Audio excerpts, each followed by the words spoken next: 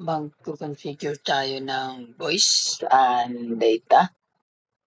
So, meron akong router 2811, tapos switch layer 3, tapos isang laptop and PC. Meron akong analog phone and tatlong IP phone. So, nilagyan ko rin kunyari ng manager. Dito nakaupo si boss. Tapos dito nakaupo si Mang Kanor. Tapos dito naman nakaupo si Lady Gaga. Tapos dito si guard. Dito yung sexy na guard sa ground floor. Alright. Okay. So, silipin natin ang parameters. So, GUI, configuring VLAN. GUI, configuring VLAN. File manager, configuring VLAN. So, dito kay analog phone ay wala. Empty. So, kay laptop, DHCP yan. So, lagyan natin ng DHCP. So, wala pa siya ng 169.254. So, wala yan. PC pa pala ni manager. Baka magalit si boss. So,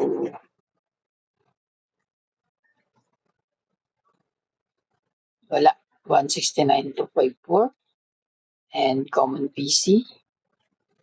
And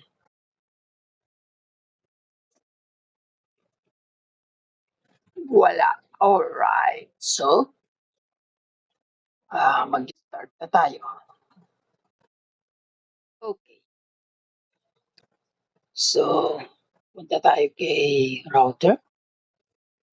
And no.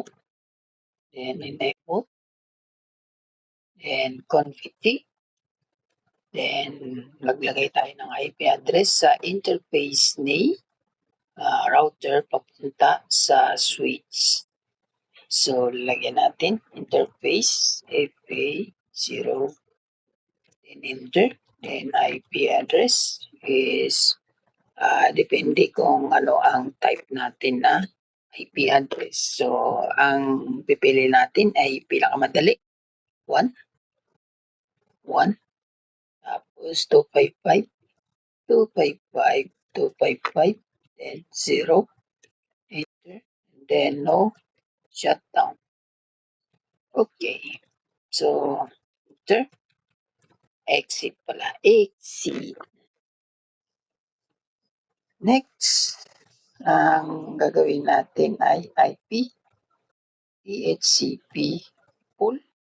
So, pipili tayo ng pool, depende kung anong gusto mong pool. So, lagyan natin 1 or para pagandahin natin, DHCP. So, enter.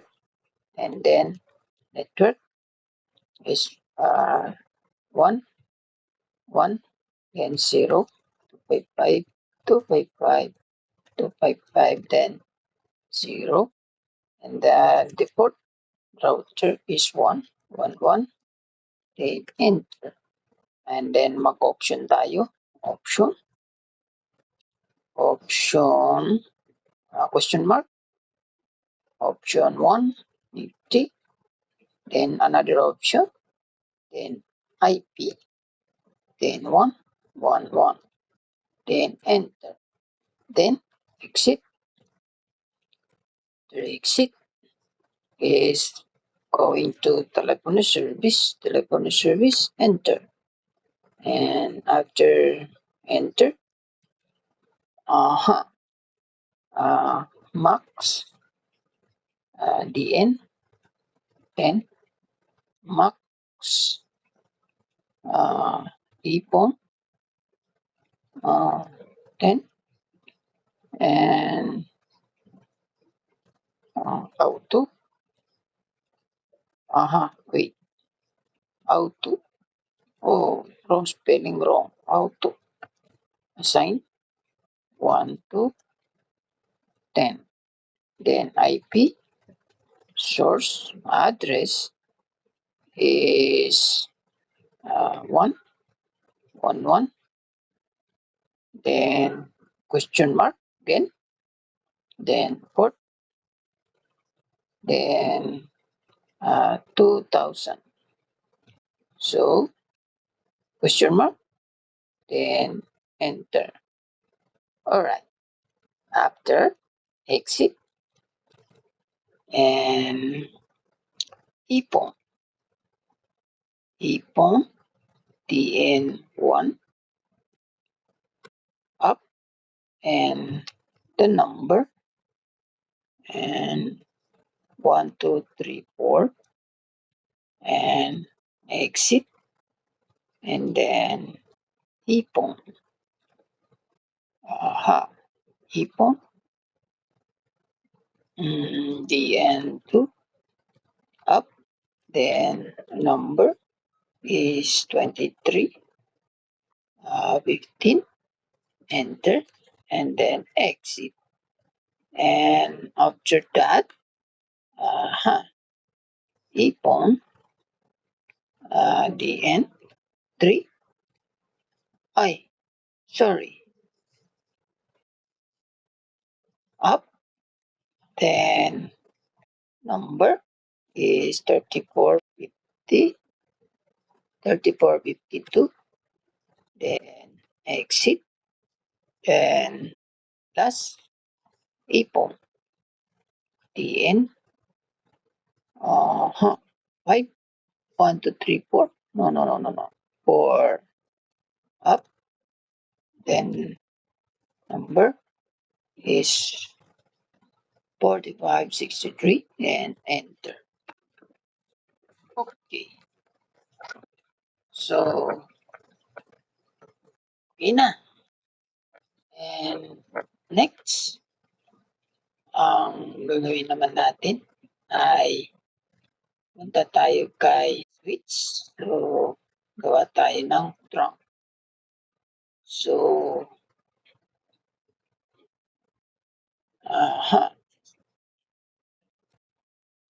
no, enable config and interface FA01 and switch port mode trunk. So, check.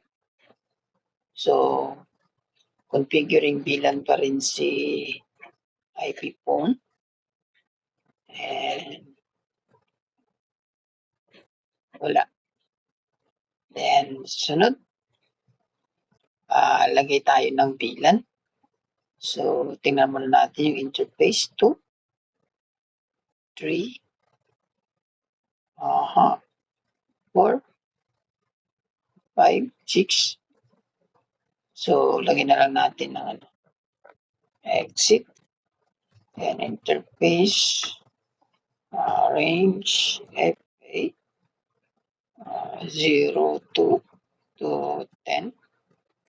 Then, switch port mode access. Enter. And then, switch port access. VLAN 1. Then, switch port voice VLAN 1. So, let me check. So, just wait for a moment. It's very, very slow. Just wait. The time is 9 minutes and 33 seconds and counting. So, the configuring VLAN is not changing. Alright, so let me check. So the phone are already up now. So, let's see. Okay. Si analog phone ay wala pa siyang number na nakukuha. Lagyan muna natin si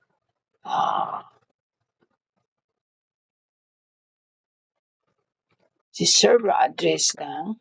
Ilagay natin yung IP address ni router. So, balikan natin. So, yun. Meron na siyang nakukuhang number. Right? So, kompleto na ang mga number. Then, check. Okay. Si PC, meron na rin. So, let me check. So, meron na rin. So, let me check. Meron na rin. Right? So, test. Ink. 1, 3. Right? Then, good. Then, 4. Good. Then, 2. Then, good. Alright.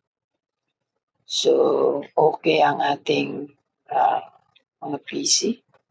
So, let me check. Mula kay guard, tatawag tayo kay manager. So, 1, 2, 3, 4. Alright. Then, nag-ring si manager.